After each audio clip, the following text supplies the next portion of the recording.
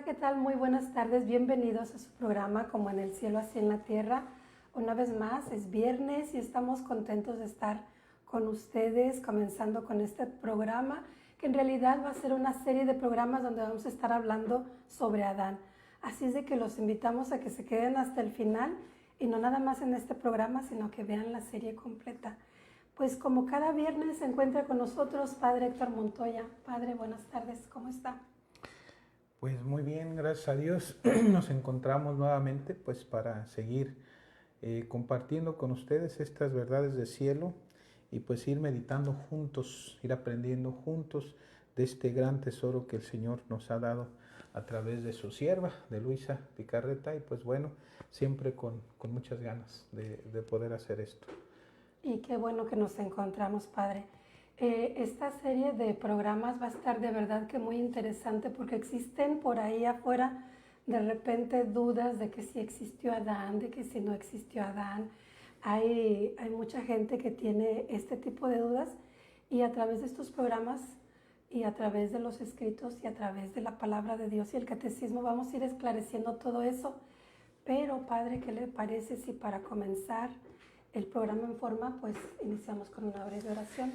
Claro que sí, vamos a comenzar en el nombre del Padre y del Hijo y del Espíritu Santo. Amén. Señor Jesús, te agradecemos en tu voluntad divina por este momento que nos permites estar aquí reunidos nuevamente en tu nombre. Pues Señor, pedimos siempre la gracia de tu presencia, la gracia de la guía de tu Santo Espíritu, para que por medio de las inspiraciones de tu Santo Espíritu, por medio de sus luces, podamos comprender lo que tú nos quieres dar hoy, Señor, y que pues el ir profundizando en tu palabra, el ir profundizando en tu voluntad divina, el ir profundizando, Señor, en ti mismo, podamos ir pues adentrándonos más en este gran misterio de, de Dios que eres nuestro, en este gran misterio de tu Trinidad Santa junto con el Padre y el Espíritu Santo. Y que bueno, Señor, esto, el ir comprendiendo más este gran tesoro de tu misma vida de cielo, de tu voluntad divina, de tu mismo ser, pues podamos enamorarnos más y más de ti. Y esto que sea una motivación más fuerte también para poder vivir según tu voluntad, según los deseos de tu corazón. Bendícenos siempre con tu presencia y con tu amor, Señor. Madrecita Santa María, pedimos tu intercesión, como siempre, tu presencia y tu guía, que nos acompañes, Madre, y nos guíes también en este caminar que hemos comenzado, de pues tratar, Madre, de conocer y vivir en este reino tan santo. Tú guíanos, Madre, tú llévanos de tu mano, tú que eres la Reina y Madre de la divina voluntad. Enséñanos a vivir de cielo, no más de tierra, Madre, que no más vivamos de tierra, sino de cielo. Sé tú nuestra maestra también y nuestra guía, y llévanos en todo momento y condúcenos al corazón sagrado de tu Hijo amado, Jesucristo nuestro Señor. En el nombre del Padre, y del Hijo, y del Espíritu Santo. Amén. Pues yo estoy lista, Padre, para comenzar a aprender un poco más de Adán. Hay que pedir su intercesión hoy, ¿verdad? Que vamos a hablar de él, del santo. Yo diría que es el santo más santo que hay en el cielo. Después de nuestra Madre Santísima. Y de Luisa. Y de Luisa, ¿verdad? Pero de los santos comunes y corrientes es el santo más santo. Bueno, yo creo que aquí vamos a, según los mismos escritos precisamente de la divina voluntad, vamos a aclarar este punto, porque Adán, Jesús lo menciona, ¿verdad? ¿Por qué Adán es tan santo? ¿Verdad? A mí me llama la atención una cosa, Padre, sí. Que en la iglesia tenemos un calendario, un santoral, y pues hay muchos santos que no conocemos, pero que se celebran en la iglesia. ¿Por qué Adán no tiene su día? Muy buena pregunta. Adán no tiene su día. Nos hemos quedado, yo creo que en el Adán, el que cayó, y como que yo siento que hay que hacerle justicia a Adán.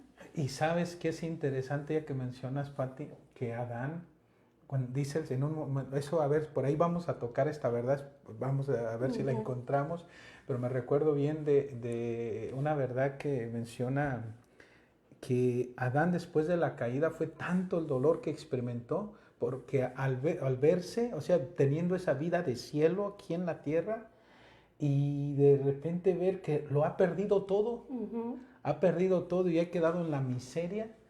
Entonces, y más que nada, saber que lo que ahora le iba a heredar a sus hijos iba a ser pecado, concupiscencia. Entonces sintió una tristeza tan grande a Adán, que dice el Señor que nunca más volvió a pecar. Wow. O sea, sí, y dice, nunca más volvió a pecar. Pareciera ser que da a entender el Señor que ni siquiera venialmente, nunca más volvió a pecar. O sea, estamos hablando de una cosa tremenda, ¿verdad? Porque entonces Adán ya ahora sí que no tenía esa santidad divina, que era el don de la divina voluntad en él, pero pues tuvo esa santidad humana, pero una santidad humana, podemos decir, perfecta. ¿Verdad? Entonces, pero bueno, ya sin la divina voluntad.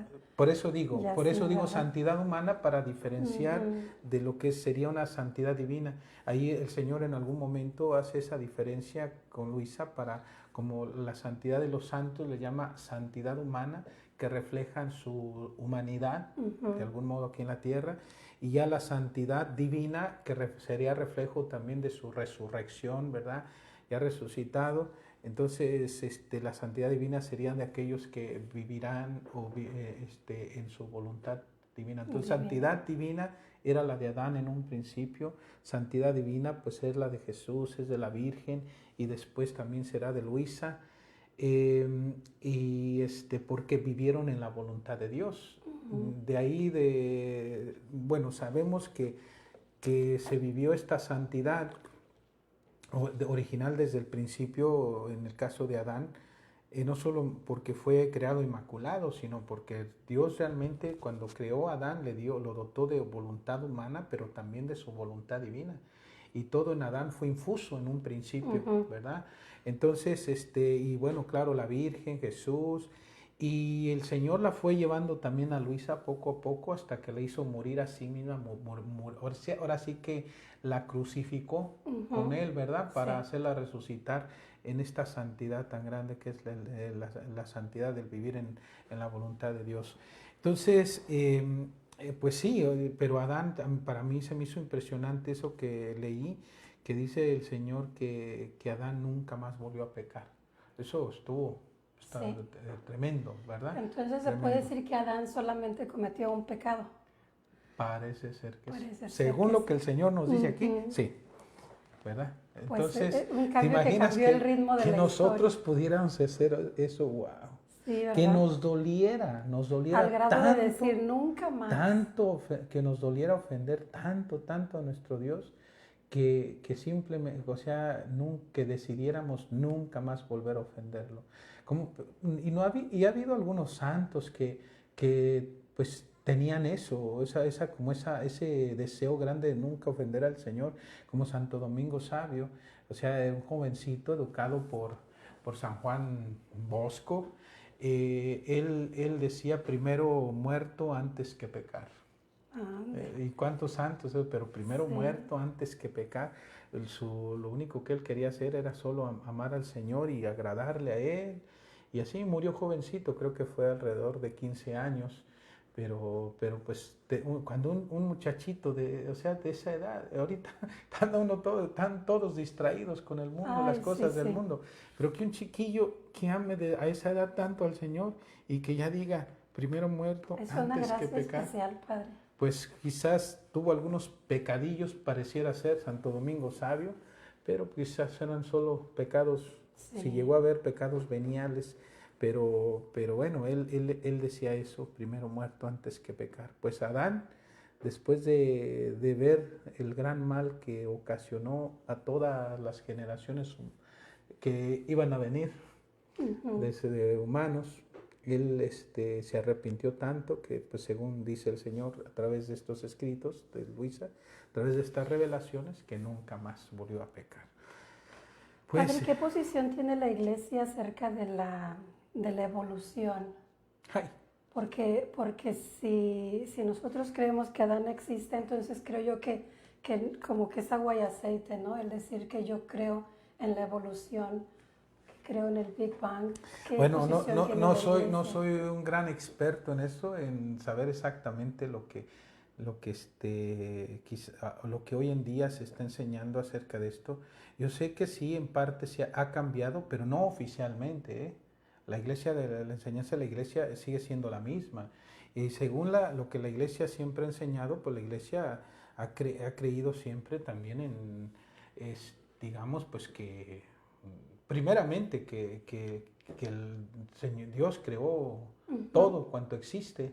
La evolución, generalmente la teoría de la evolución es simplemente que comenzó a partir de un momento, bueno, ¿cómo sería desde el principio? Creo que lo que le llaman el Big Bang, ¿verdad? Esta gran explosión es de que había esta materia, digamos, materia gigante concentrada con energía, no sé cómo está eso. Bueno, no me recuerdo, o sea, más bien yo no aprendí mucho de esto, ¿verdad? Pero más o menos recuerdo lo que es. Entonces hubo esta explosión gigante, ¡pum! Y después de esta explosión gigante, pues, entonces se empezó a desprender la materia, se empezó a regar por el universo y se empezó a formar las diferentes galaxias, sistemas solares, planetas, todo esto, pero todo a partir de esta explosión gigante. A mí lo que se me hace interesante es cómo se puede creer. Pudiera uno incluso decir, ok, bueno, pudiera ser, pero yo no soy de los que, yo no estoy a favor de la teoría de la evolución. Y ahorita voy a decir por qué, ¿verdad? Pero si dijera uno, bueno, ok, Dios mismo creó la materia, ¿verdad? Y a partir de esa materia, esa explosión gigante, ¿verdad? Que fue no sé, de unas dimensiones extraordinariamente grande. Entonces esto, pues sí, se empezó a expandir la materia por el universo, se empezaron a formar las galaxias, los sistemas solares, las estrellas, los planetas, todos los cuerpos celestes. Y bueno, si alguien dice, bueno, Dios, al final de cuentas, Él fue el autor, porque Él ocasionó todo esto y fue dándole figura a todo, ¿verdad? Bueno, ok. Pero todavía esto a mí no me deja satisfecho. Claro, el que es ateo, que no cree en Dios, él piensa que todo se hizo así nada más, de la nada, ¿no? Entonces, por favor, se necesita más fe para creer que las cosas se hacen de la nada, a creer que hay un ser inmensamente poderoso, hermoso, que es orden, que es armonía, porque todo eso es lo que se refleja en la creación, que es belleza, y que lo que simplemente vemos en toda la creación es su imagen, de algún modo, ¿verdad? De lo que es Él. Entonces, que es más, o sea, se necesita mucho más fe para poder creer que se hizo las cosas de la nada. O sea, bueno, ya estaba quizá esta materia que es eterna, y esta energía que es eterna, si eso lo vamos a llamar así, ¿verdad? Pues es que Dios es Entonces, Dios, pero viene solo una explosión gigante, solo se van formando las galaxias, los sistemas solares, los soles, las estrellas, o sea, todo. Se dijo, caray, de un caos, o sea, una explosión gigante, puede surgir esta belleza tan grande que vemos ahora, que le llamamos universo, que le llamamos creación. Pudo surgir todo lo que hay en este universo, y con esa perfección, con esa belleza, con esa armonía. O sea, por ejemplo, pensando nada más, por ejemplo, en el planeta Tierra, que está en el lugar exacto a la distancia del Sol. No está ni más allá, porque si no, no pudiera uno, se quemaría uno, no está más o sea, más lejos, porque si uno se congela. Entonces, oye, no, está en el lugar exacto y en el lugar donde podía haber vida. Entonces, ahí o sea, Dios la colocó el planeta Tierra a esa distancia del Sol, pero todo lo que hay, las plantas, las flores, los mares, los ríos, todo es una belleza, una armonía tremenda que simplemente te dice, hay un creador. ¿Cómo no puede uno creer que hay un creador cuando una creación tan grande, tan hermosa, tan bella, con ese orden, con esa armonía, con esa belleza? Y todavía le cuesta a unos creer que realmente hay un Dios. Y es que del caos solamente va a venir más caos. Más caos. Yo digo, un ejemplo nomás. Pues la bomba atómica que se echó en Hiroshima y Nagasaki. Vino la bomba atómica. ¡Paz! Acabó con esas ciudades. De ese desastre se construyeron solas las ciudades. Digo, es que las cosas no se hacen por sí solas. ¿Cómo pudiera uno creer que, o sea, claro, uno dice, eso es imposible, que de un caos luego vuelvan a surgir estas ciudades nuevamente hermosas y bellas y con ese orden y con ese armonía. Y eso es algo tan pequeñito comparado con el universo, con la creación del ser humano, por favor, simplemente. Que es a donde ya vamos a llegar, ¿verdad? Exacto. Porque ya vimos la creación del mundo, ahora vamos pero a bueno, la creación entonces, del ser humano. no, pero bueno, entonces, a lo que yo quería mencionar, yo en lo personal, lo que sí nos dice la palabra de Dios, la iglesia siempre lo ha enseñado, que Dios es el creador de todo, punto, ¿verdad? ¿Cómo sucedió exactamente? Pues digamos, no lo sabemos con esa certeza. También yo dudo incluso mucho de lo que, no quiero decir la ciencia, las teorías que se dan acerca de esto.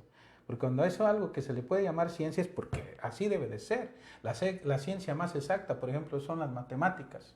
Las matemáticas no fallan, ¿verdad? 1 más 1 van a ser 2, 2 más 2 son 4 sí. Y bueno, no soy tan bueno para las matemáticas, pero eso sí me las aprendí. La tabla del 1 y la del 2. Ahí está. Entonces, o sea, las matemáticas, la ciencia más exacta. Entonces, pero en el caso de la misma evolución, es una teoría, no es una verdad. O sea, pueden decir que hace tantos millones y millones y millones de... Ok, pues fine, pero no, yo no estuve ahí. Yo cómo voy a saber que fueron tantos millones y millones.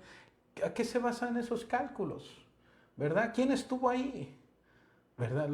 O sea, claro que en la misma escritura tampoco es que nosotros estuvimos ahí. Tenemos el testimonio de la palabra de Dios. A esto le llamamos palabra de Dios y esto es a lo que nosotros le creemos, ¿verdad? Y es nuestra fe. Y es nuestra fe. Nuestra fe está basada en la revelación que el Señor nos ha dado a través de su palabra, a través de lo que nos ha revelado a través de su iglesia, la tradición y bueno, y así. Entonces, yo no puedo creer en eso del Big Bang. ¿Por qué? Porque Dios no es caos. Dios es perfección, Dios es belleza. Y cuando sale algo de Dios, sale siempre lo que Él es. Sale lo que Él es, sale su perfección, sale su belleza, sale su orden, su armonía, o sea, lo que Él es. Si en los seres humanos entonces, decimos que no podemos dar lo que no tenemos dentro, ¿no? Sí. En Dios, pues con más razón. Entonces, simplemente, yo o sea, para mí, que si fueron millones y millones, bueno, ya. Pero al final de cuentas, Dios es el creador, pero Dios también no tiene ninguna dificultad para simplemente decir con su palabra, o sea, con el poder de su voluntad, hágase tal cosa, y así lo hace. Eso es ser Dios, eso es ser todopoderoso. Así es. Que pudo tomar tiempo para hacer algunas cosas, bueno, Pues claro, pero lo puede hacer así también, lo puede hacer, porque si no, entonces no sería Dios. Él tiene el poder, Él es inmenso, su poder es infinito, todo es Él, o sea, todopoderoso, y puede hacer lo que quiera, simplemente con el poder de su palabra. Hágase, lo dice, y se hacen las cosas, y de la nada, y de la nada. Entonces, ahora, por eso digo, lo que Dios crea siempre va a ser lo que es, o sea, va a tener, o sea, la creación va a reflejar lo que Él es. Sí. Entonces, si Él es perfecto, hasta en el momento de crear también. O sea, en el momento de crear sale su perfección, en el momento de crear sale su belleza, en el momento de crear sale su orden, su armonía, o sea, su bondad, lo que Él es, su ser. O sea, Él transmite de algún modo lo que, o sea, lo que Él es. Sobre todo estamos hablando en el ser humano, ¿verdad? Pero bueno, entonces, así fue, ¿verdad? Entonces, por eso digo que no decir que primero es un desorden, ¡pum!, para que resulte un orden. No, Dios es orden y todo lo que sale de Él es orden. Dios es belleza y todo lo que sale de Él es belleza. Dios es perfección y todo lo que sale de Él es perfección. Así, ¿verdad? Entonces, eso es lo que puedo decir. Bueno. Entonces, ahora, en el caso del ser humano, de ahí vendrá que pues el ser humano hubo una evolución, ¿verdad? Una evolución. ¿Quién estuvo ahí? Yo no estuve. Yo tampoco. Ni nadie los que tienen los que hablan de estas teorías tampoco estuvieron ahí. Pero bueno, entonces hubo esa evolución y llegó un momento que había un tipo de, ¿cómo le llamamos? Un primate, un chango, que fue evolucionando y fue adquiriendo poco a poco lo que es pues el aspecto del ser humano. Y llegó un momento de que se fue ya más perfeccionando, ya nada más, y bueno, ya de ahí vino el ser humano. Algunos dirán, bueno, en ese momento, ¿qué hizo Dios? Él sopló sobre este hombre que ya se había formado de estos primates, y ahora pues ya Dios hizo esto y creó el alma humana, porque antes eran animales nada más, y Dios después creó el alma, porque lo único, lo que nos diferencia de los demás animales, el alma.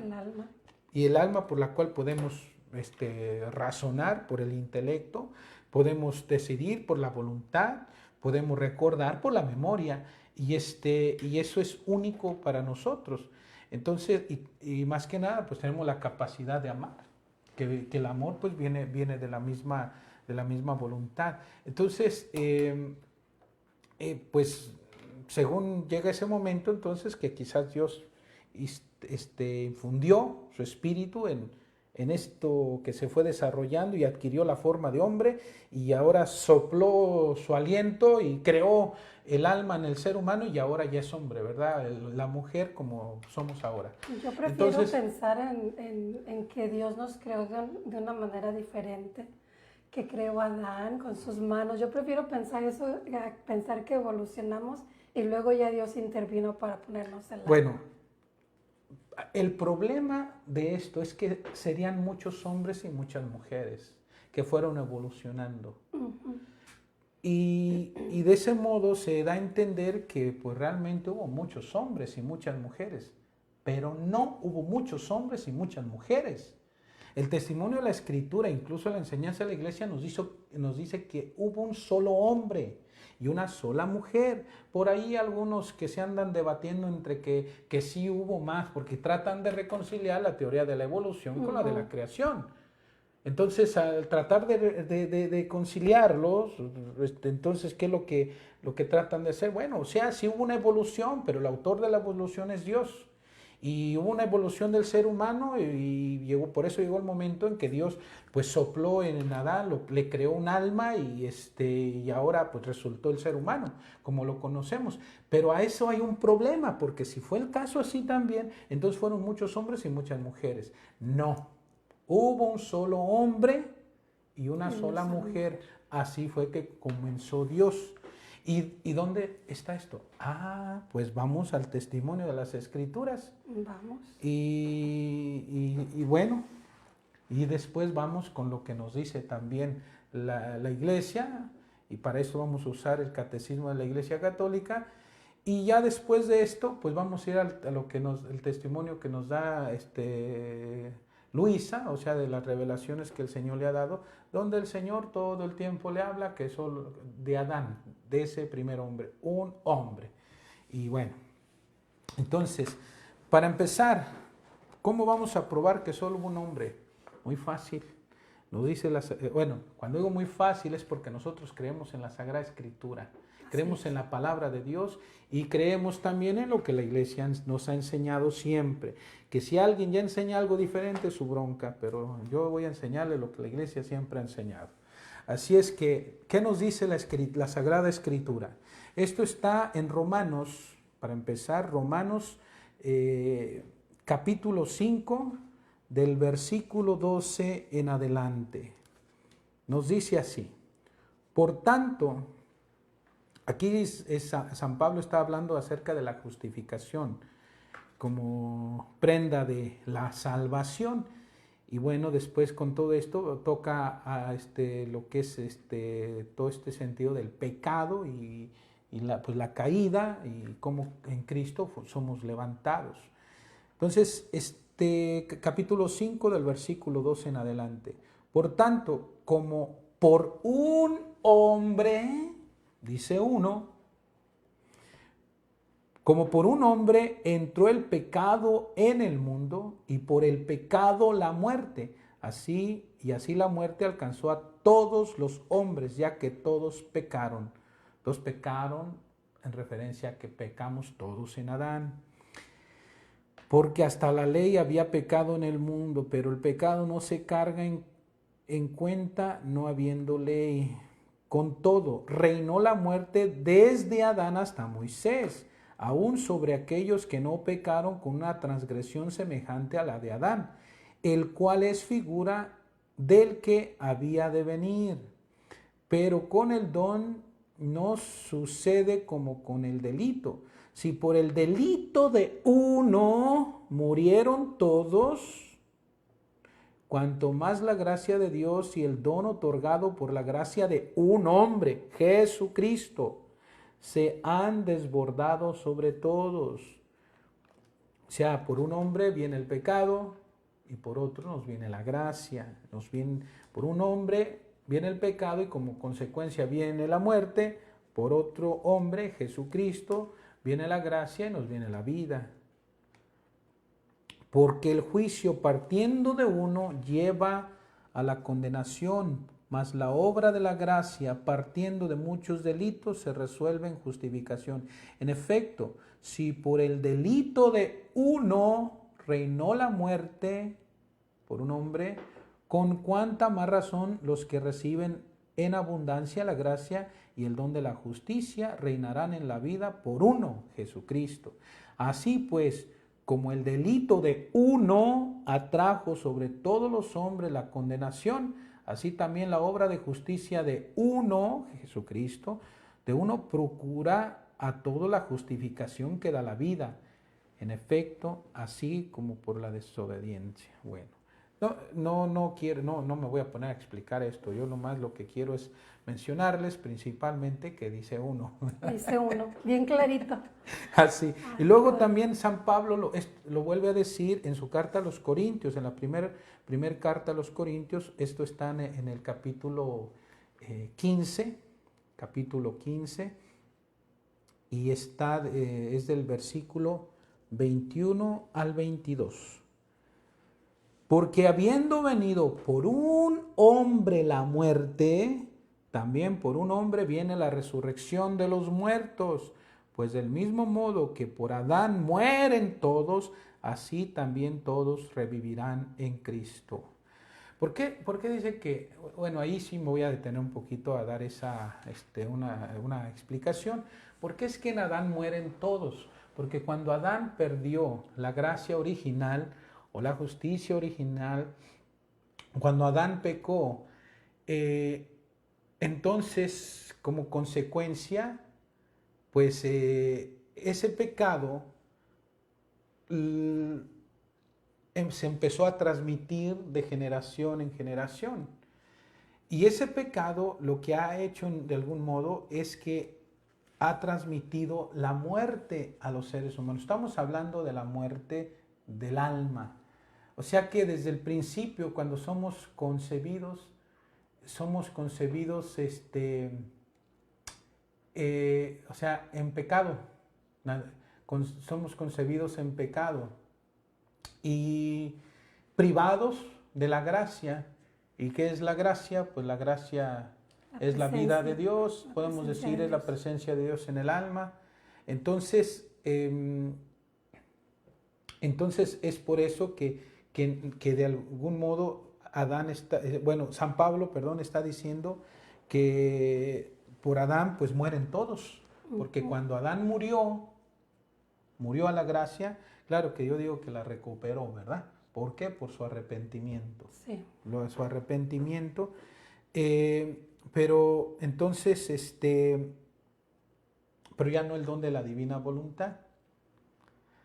Entonces Adán muere por esa decisión que toma, porque cuando el Señor dijo, no comerán del fruto del conocimiento del bien y del mal, porque el día que ustedes coman, ciertamente que morirán.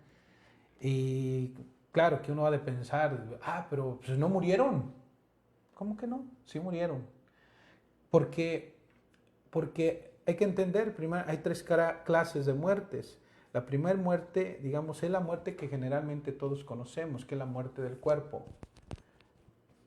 La segunda muerte es la muerte del alma. Cuando estamos privados de la gracia de Dios, entonces el estado del alma es un estado de muerte. Por eso, quien sea que esté en pecado mortal, está en un estado de muerte.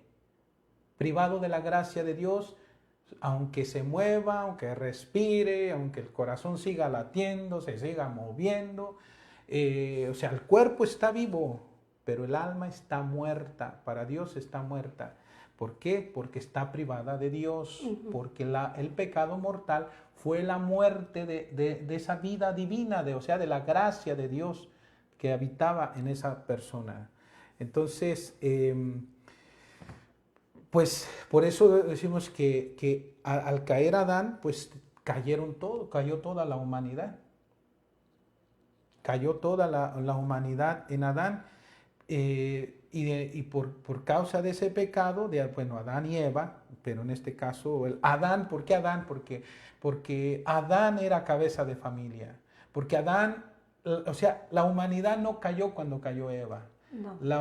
Porque Adán era la cabeza de familia, él era el responsable de transmitir esa vida divina de cielo, como en el cielo, en la tierra, del vivir en la voluntad de Dios. Él era el responsable de transmitir esa vida de cielo a todos sus hijos.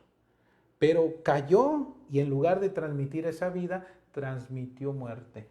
Transmitió, o sea, ese pecado original con el cual uno nace desde el principio. Yo a veces le digo a los papás, ¿verdad? Tratando de hacerles entender todo esto, lo que es el pecado original, porque a veces uno piensa, no es la gran cosa, ¿no? O sea, lo que sucede en el bautismo es una cosa tremenda, hermosa. Sí. Porque le digo, ahorita ustedes ven sus niños chulos, miren, ¿no? Vestiditos de blanco y bien chulos que se los quieren hasta comer a besos. Sí, pero no les miren el alma, porque se van a espantar de fea que está. ¿Por qué? Porque el pecado es muy feo. El pecado es muy feo. Entonces, pues sí, privados de la gracia. Puede uno decir que uno es concebido o nace uno desgraciado. Sí, no, a veces uno usa esa palabra y no sabe lo que uno significa. Ajá. Desgraciado. ¿Y qué significa eso? Privado de la gracia, no tiene gracia. La gracia no tiene gracia, de Dios. La gracia de Dios. Ajá. Entonces, sí, nacemos desgraciados, privados de la gracia, privados de Dios. Entonces, por eso aquí nos dice esto, porque habiendo venido por un hombre la muerte, también por un hombre viene la resurrección de los muertos. pues del mismo modo que por Adán mueren todos, así también todos revivirán en Cristo. Bueno, la cosa es de que aquí las Escrituras nos están diciendo que hubo un primer hombre y que ese primer hombre, por causa de ese primer hombre, todos, de algún modo, pecamos en Adán, y porque pues de algún modo recibimos ese pecado de origen, esa herencia, muy mala herencia que nos dejó este Adán. Y bueno, ahora vamos a leer un poquito lo que nos dice la Iglesia acerca de esto. ¿Qué es lo que hace la Iglesia? Tomando las Escrituras, y sobre todo lo que les acabo de leer de Romanos, dice, esto está en el numeral 402 del Catecismo de la Iglesia Católica. Todos los hombres están implicados en el pecado de Adán. A ver, aquí la Iglesia nos va a explicar por qué es que todos pecamos en Adán. Lo que nos dice la Sagrada Escritura, pues del mismo modo que por Adán mueren todos, así también todos revivirán en Cristo. Pues bien, ¿por qué la Iglesia dice que, cómo nos explica la Iglesia que pues todos morimos en Adán?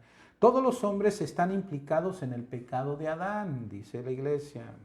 San Pablo lo afirma, y ahora toma a San Pablo, las Sagradas Escrituras, y cita lo siguiente: por la desobediencia de un solo hombre, todos fueron constituidos pecadores. Como decía David en el Salmo 51, pecador soy desde el vientre de mi madre. Sí. Y sigue. Como por un solo hombre entró el pecado en el mundo y por el pecado la muerte, así la muerte alcanzó a todos los hombres por cuanto todos pecaron. San Pablo lo que está diciendo. Y ahora ya explica la Iglesia, a la universalidad del pecado y de la muerte, el apóstol opone la universalidad de la salvación en Cristo. Y cita nuevamente a San Pablo, como el delito de uno solo atrajo sobre todos los hombres la condenación, así también la obra de la justicia de uno solo, la de Cristo, procura a todos una justificación que da la vida.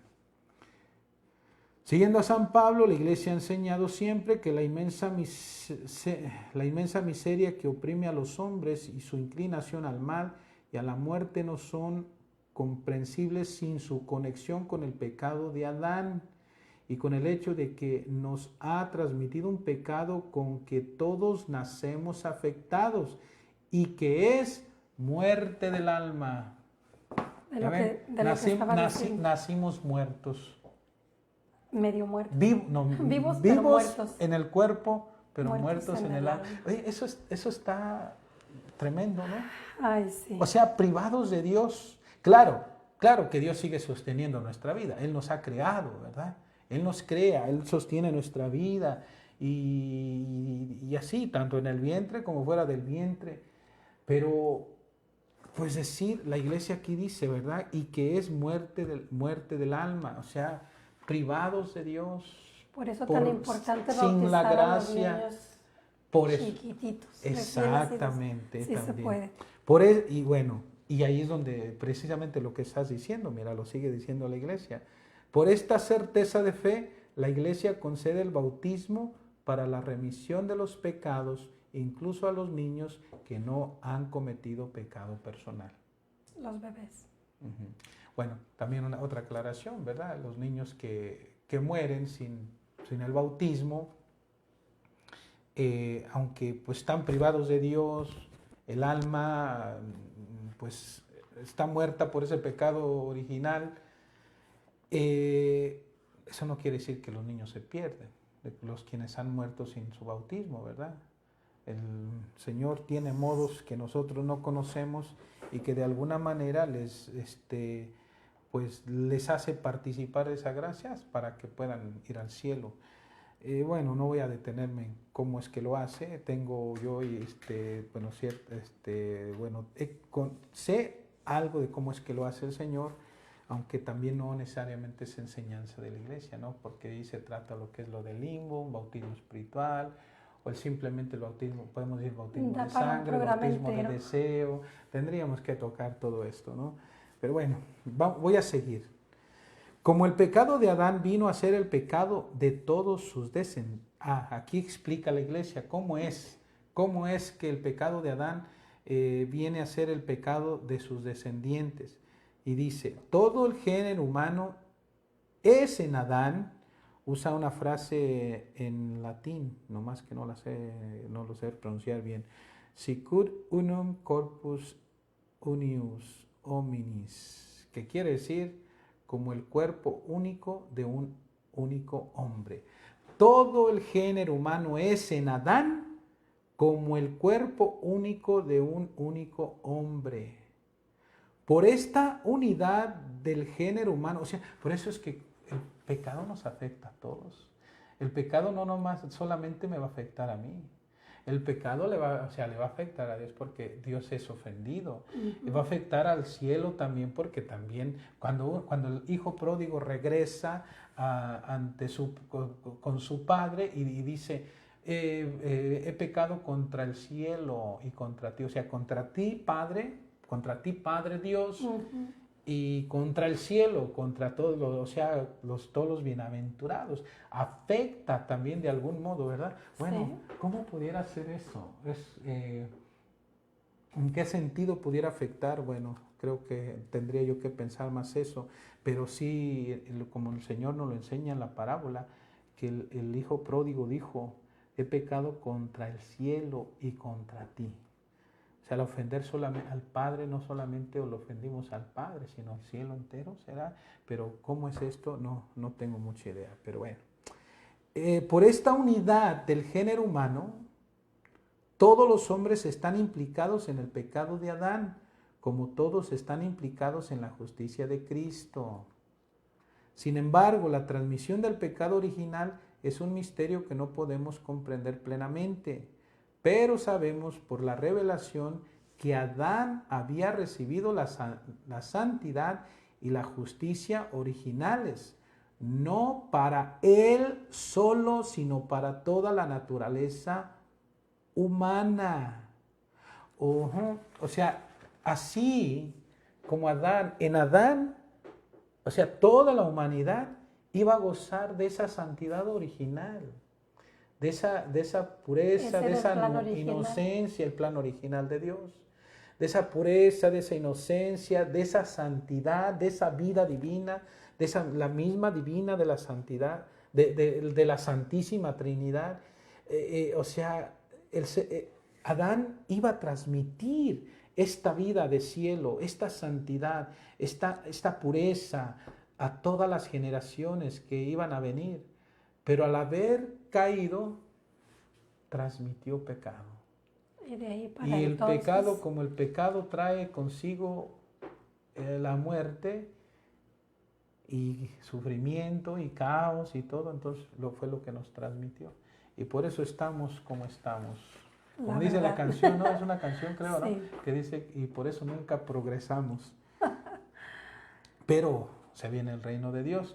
Y el reino de Dios que se viene, porque eso es lo que hemos estado compartiendo, el reino de la divina voluntad, va a ser, digamos que el fin de la concupiscencia, es el regreso al paraíso, es el regreso al estado original para lo que Dios nos creó.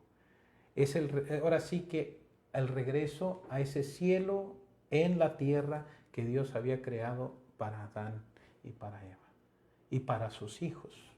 Es el regreso del hijo pródigo a la casa paterna, el regreso del hijo pródigo al reino de Dios. Y eso es lo que viene, pero por lo pronto seguimos sufriendo las consecuencias de esa primer decisión de Adán, que se salió de la voluntad de Dios y en él pues también todos estamos salidos. Todos estamos de fuera. Todos estamos fuera. Pero sabemos por la revelación que Adán había recibido la santidad y la justicia originales, no para él solo, sino para toda la naturaleza humana. Es un pecado que será transmitido por propagación a toda la humanidad, es decir, por la transmisión de una naturaleza humana privada de la santidad y de la justicia originales, que antes menciona que es muerte del alma. Por eso el pecado original es llamado pecado de manera análoga. Es un pecado contraído, no cometido, un estado, no un acto. Sí, porque es una culpa de la cual uno no tiene culpa, simplemente nacemos con esa culpa, pero no es culpa nuestra. Pues sí, ¿verdad? no es, pero sí. Pero ya después que adquirimos el uso de conciencia y pecamos, ahora sí ya somos culpables. Ahí deberíamos de invitar a Adán, que cuando él se dio cuenta de ese pecado no volvió a pecar.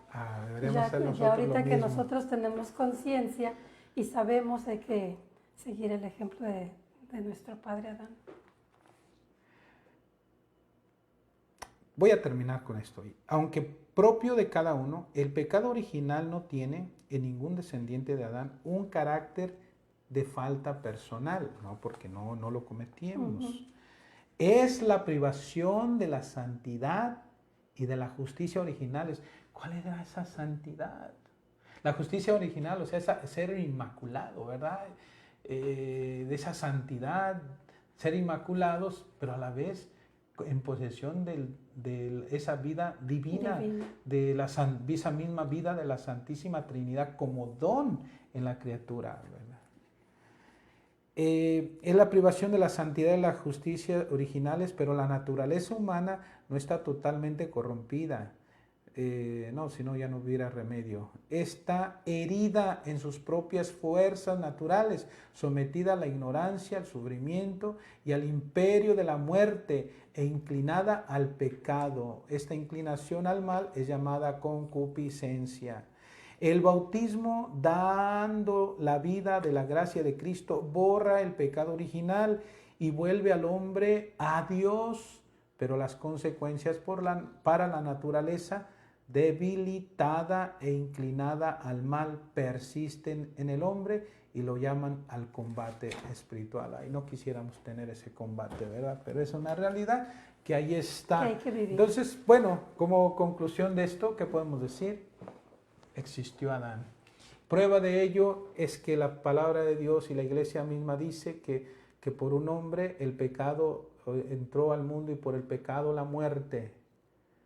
Y por un hombre, Cristo, viene la gracia y nos viene la vida. Entonces, pero dice uno, por un hombre, ¿verdad? Entonces, por eso todos pecamos en Adán. ¿Por qué? Porque Adán fue el primero, es nuestro padre, punto. Porque nuestro padre Adán nos heredó su pecado. Por eso es que toda la humanidad viene de ese primer hombre y viene de esa primer mujer. Y todos hemos pecado en Adán y en Eva también, porque se nos transmitió su pecado, el pecado original. A mí se me hace interesante, Padre, que todo esto la iglesia no nos lo ha enseñado todavía, porque nos conocemos como a nuestro padre Abraham y deberíamos de irnos más para atrás, ¿no? Como usted dice, padre, Adán es nuestro padre porque... La iglesia lo ha dicho siempre. ¿Sí? Sí, Adán es nuestro padre, es el padre de toda la humanidad. No he ido ese día, no he ido ese día. Eso siempre lo ha dicho. Bueno, voy a ir más seguido a la iglesia. Siempre decimos cuando nos íbamos al catecismo, nos decían desde chiquitos que Adán y Eva eran nuestros primeros padres. Sí, es verdad. Bueno, Me acabo de acordar de cuando iba al catecismo. Bueno, vamos a seguir. Y bueno, entonces dentro de todo esto, ¿verdad? Ya estuvimos hablando, bueno, que hubo un solo hombre. Adán existió, punto. Pero sabemos ahora que por Adán, pues la humanidad cayó.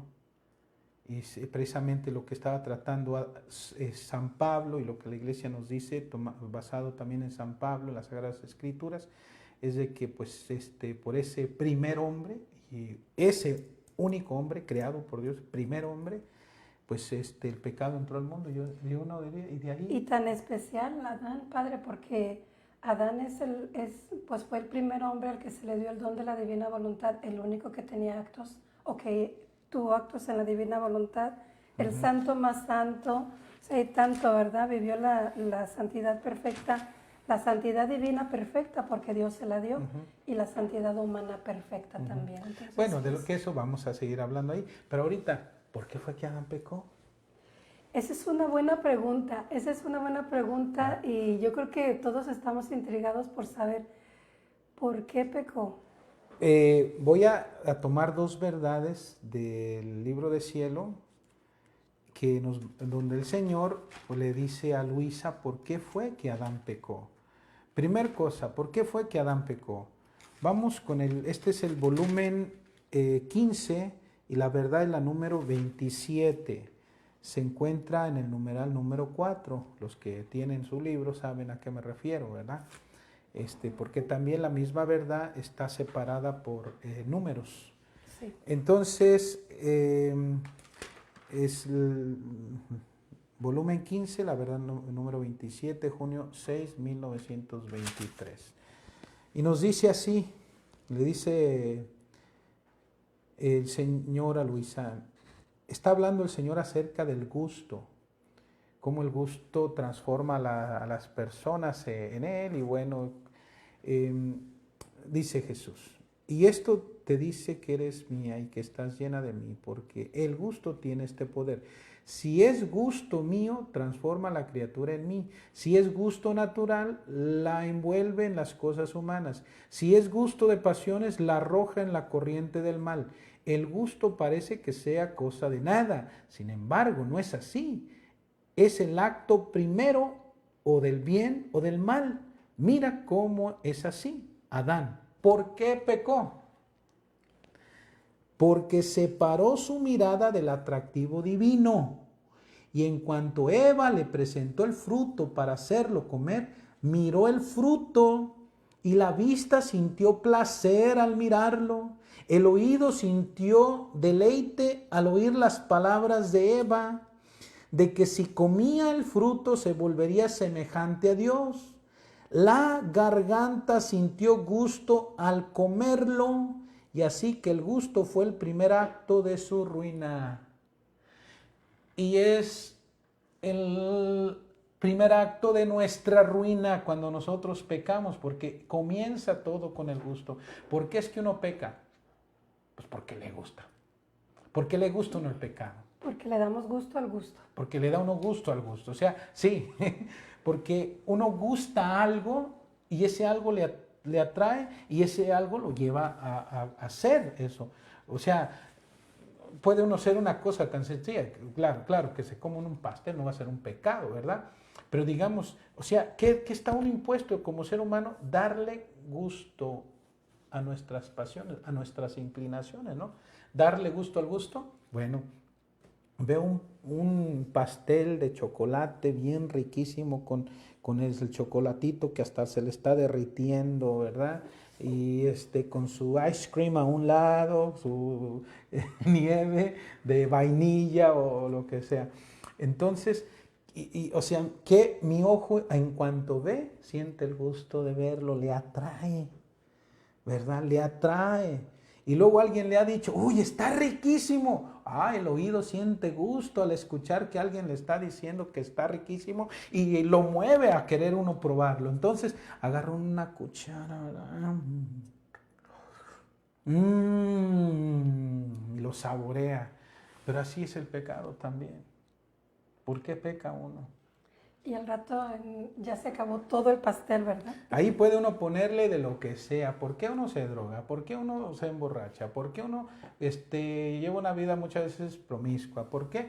Porque bueno, lo que sea, cualquier pecado, ¿verdad? Entonces, comienza con el gusto.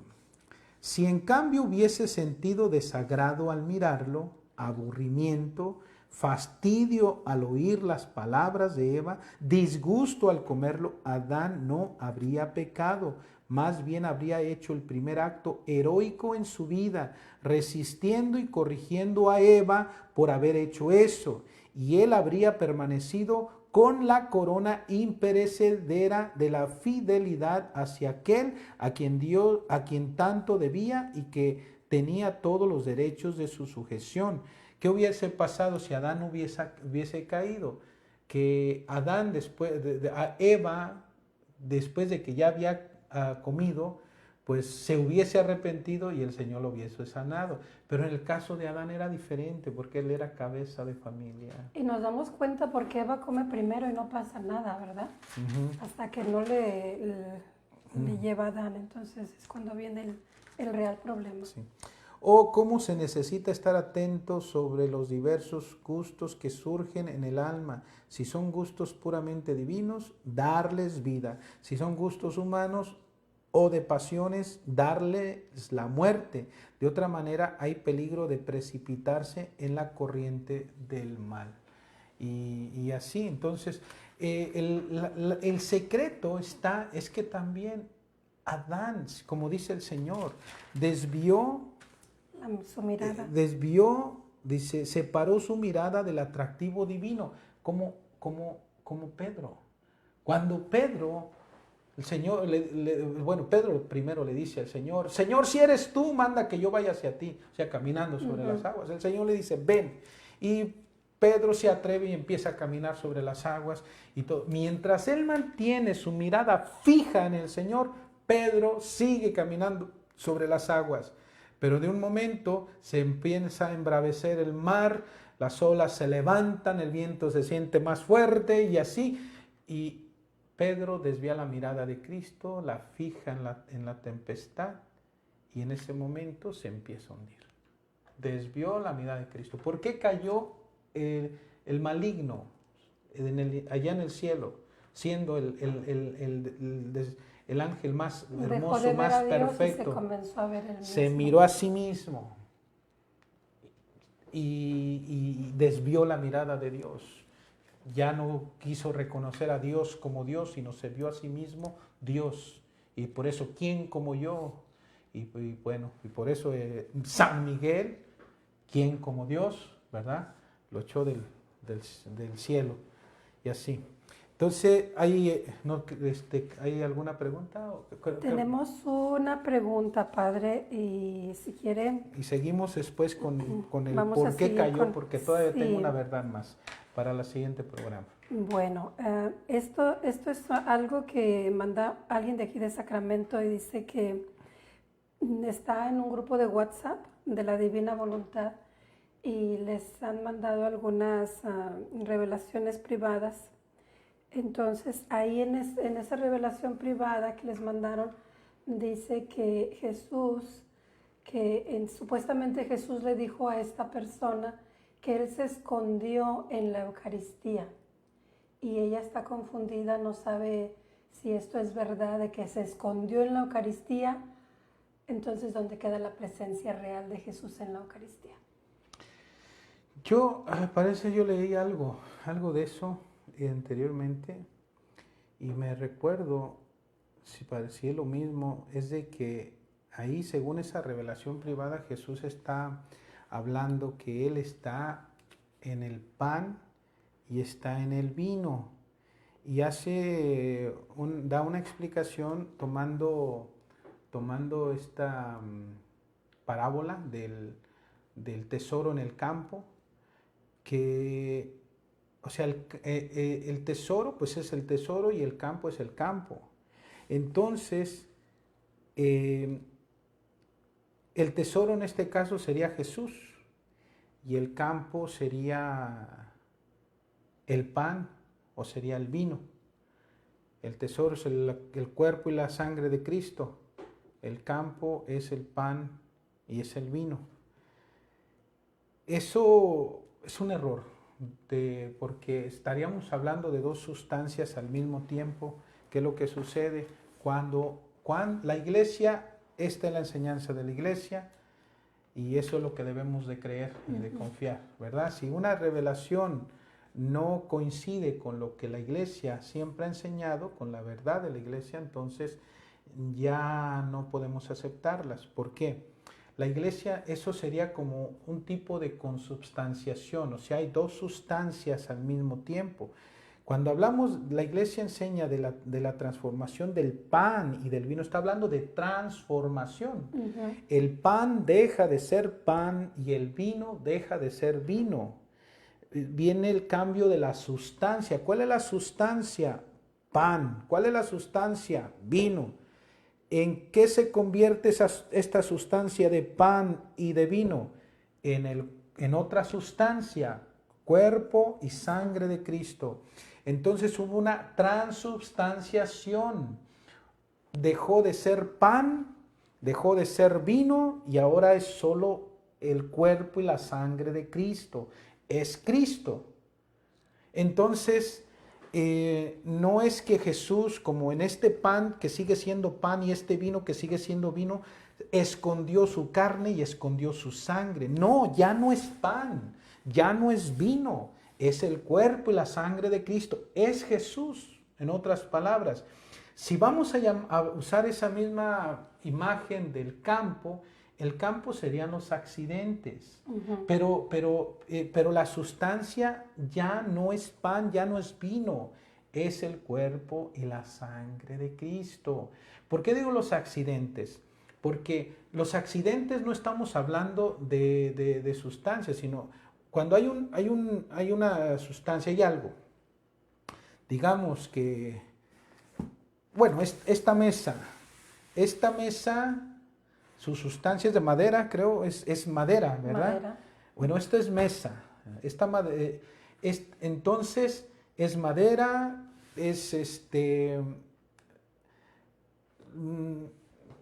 los accidentes de esta madera son que está dura, es negra, es rectangular, esos son los accidentes. En el caso del pan y del vino, o sea, la sustancia es el pan y el vino, son la sustancia. Viene la transformación de la sustancia del pan y del vino, pero quedan los accidentes. ¿Cuáles son los accidentes? Parece pan, pero no es pan. Parece vino, pero no es vino. Sabe a pan, pero no es pan. Sabe a vino, pero no es vino. La sustancia es otra, es el cuerpo y la sangre de Jesús. Si hablamos de campo, solo serían los accidentes, pero casi como en forma figurativa. Realmente, aunque parece pan y sabe a pan, parece vino y sabe a vino, realmente es Jesús, es su cuerpo y su sangre, su alma y su divinidad. No es que hay dos sustancias o como que Cristo se escondió en el pan y en el vino. Entonces ya esa no es enseñanza de la iglesia. Estamos hablando de consubstanciación, o sea, dos sustancias que existen al mismo tiempo o coexisten al mismo tiempo. Dos sustancias. No, es como poner un pájaro dentro de una jaula. Está la jaula y está el pájaro. No, aquí no es de que Jesús se metió en este campo, pan y vino, pero está el pan y el vino y misteriosamente, de algún modo, está Él ahí también en su cuerpo y su sangre. No, es transubstanciación, cambio de sustancia. Ya no es pan, ya no es vino, es el cuerpo y la sangre de Cristo. Entonces, esa es la enseñanza de la iglesia, ¿verdad? O sea, por eso Jesús dice, yo soy el pan vivo. Cuando Jesús dice, yo soy el pan vivo bajado del cielo, no está diciendo que Él es pan. Él está haciendo alusión de que Él, siendo lo que Él es, o sea, en su cuerpo, su sangre, su alma, su divinidad, se vuelve nuestro alimento para nosotros poderlo comer. Por eso dice pan vivo, pero no es pan. Su carne, su sangre, su alma, su divinidad. Yo soy el pan vivo bajado del cielo. Y luego también dice, sus padres comieron el maná en el desierto, pero murieron. El pan que yo les voy a dar es mi carne para la vida del mundo. O sea, ¿qué está diciendo? El pan me hago su alimento de ustedes, pero realmente lo que ustedes van a comer, me van a comer a mí. Y el que come mi carne y bebe mi sangre, vive de vida eterna y yo lo resucitaré en el último día, porque mi carne es verdadera comida, mi sangre es verdadera bebida. El que come mi carne y bebe mi sangre, permanece en mí, yo en él. Y luego en la última cena que dice, se toma a sí mismo, ya una vez que vino la consagración, en la última cena Jesús dice, tomen y coman, este es mi cuerpo. No dijo, tomen y coman, este es el campo donde está mi cuerpo. Y lo van, no, tomen y coman, este es mi cuerpo, que será entregado por ustedes. Tomen y beban, esta es mi sangre. Entonces, eso es, ¿verdad? Entonces Jesús realmente cuando viene nosotros en comunión, viene realmente nosotros, pero no como un campo donde Él se está encerrando, sino Él es Él mismo. Claro que volvemos a los accidentes, parece pan, sabe a pan, pero no es pan. Pues esta es la enseñanza de la iglesia, y cualquier otra cosa que nos vengan, hay que tener cuidado, que nos vengan a decir, hay que tener mucho cuidado con lo que creemos, y si conocemos la enseñanza de la iglesia no nos van a confundir.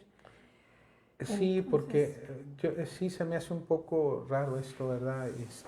Pero hay que tener en cuenta, yo no digo que hay cosas que uno está leyendo y le ayudan mucho para su espiritualidad, pero ya ahí ya se salió de la parte de la enseñanza. Pues bueno, yo creo que quedó bien claro. Muchas gracias, Padre, por contestar esta pregunta para esta persona en Sacramento, y ojalá y que comparta la respuesta también en el grupo en el que está, y pues que se haga la luz ahí. Pues muchísimas gracias por acompañarnos, muchísimas gracias, Padre Héctor, por traernos toda esta enseñanza de Adán. La semana que entra vamos a continuar con otro programa y con la verdad que quedó pendiente hoy. Entonces, pues nos despedimos, pero ¿qué tal, Padre, si nos da su bendición para irnos? Claro que sí. El Señor esté con ustedes. Y con tu espíritu. La bendición de Dios Todopoderoso, el Padre y el Hijo y el Espíritu Santo descienda sobre ustedes y permanezca por siempre. Amén. Muchísimas gracias. Gracias, Padre.